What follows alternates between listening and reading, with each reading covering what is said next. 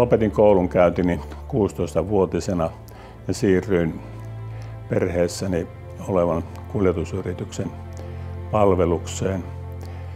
Ja erilaisten työvaiheiden jälkeen siitä sitten työjohtotehtäviin ja vastuunkantajaksi. Vuonna 1980 otin vastaan toimitusjohtajan tehtävät. Ehkä se sosiaalinen ympäristö osittain vaikutti siihen, mutta alkoholin käyttö niin se voimistui ja sai minusta hyvin voimakkaan otteen, pahiten aina tuonne 33 vuoteen ikävuoteen asti. Oli viikkojen putkia, jolloin en pystynyt olemaan edes työmaillakaan ja mitään tällaista varsinaista sairautta alkoholin tiimolta ei tullut, mutta lääketieteestä etsittiin kyllä siihen apua löytymättä sitä.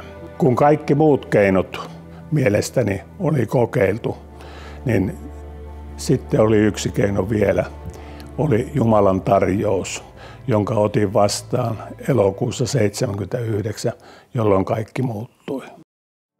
Uskoon tulon seuraamuksena jäi alkoholi pois. Olin aika kiroisa, kiroilu jäi pois. Olin vaativainen, autoritäärinen, muuttui suhteet ihmisiin.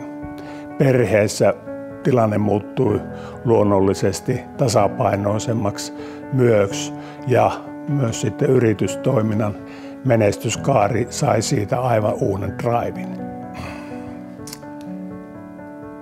Miksi ei aikaisemmin?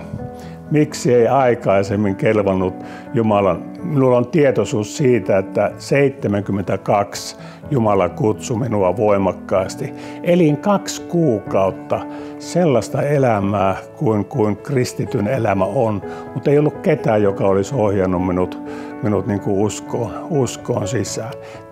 Tämä 37 vuoden jakso, tämä on sitä elämää, johon Jumala on meidät jokaisen tarkoittanut. Tämä on sitä normaalia elämää.